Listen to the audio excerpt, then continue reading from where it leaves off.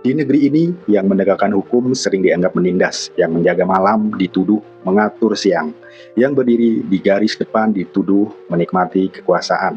Dan di tengah semua ironi itu, polisi menjadi kambing hitam paling sabar di dunia. Ketika satu seragam berbuat salah, jutaan yang lain ikut dihina. Ketika satu kesalahan kecil terjadi, semua kebaikan yang mereka lakukan seolah dihapus dari sejarah. Padahal ketika rakyat memanggil di tengah malam, yang datang bukan jaksa, bukan hakim, bukan para menteri, tapi polisi dengan wajah letih dan mata merah yang kurang tidur. Polisi tidak hanya menjaga hukum, ia menjaga nyawa bangsa dari ketakutan. Ia menahan amarah agar tidak berubah jadi anarki. Mereka menegakkan ketertiban agar rakyat bisa tidur tenang. Namun ironinya, setiap pagi yang ia dengar bukan ucapan terima kasih, tapi makian dari bangsa yang justru ia lindungi. Dan tetap saja, polisi tidak membalas. Ia tetap datang saat dipanggil, tetap tersenyum di antara wajah-wajah yang marah.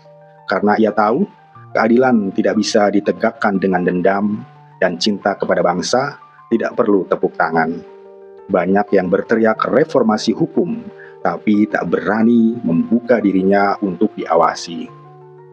Polisi sudah melakukannya, membuka pintu, menata sistem, memperbaiki cara kerja. Namun sebagian orang masih sibuk mencaci karena memang lebih mudah menghina daripada memahami.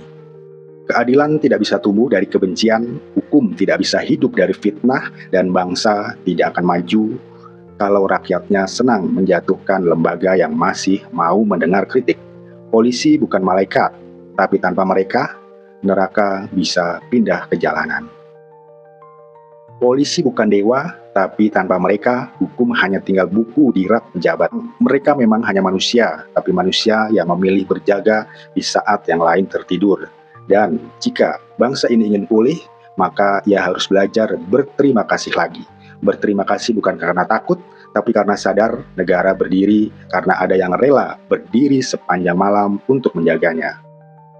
Jangan jadikan polisi sasaran pelampiasan di setiap luka sosial, karena di balik seragam itu ada ayah yang menunda pulang, ada ibu yang berdoa di rumah, dan ada anak kecil yang bangga tapi juga cemas.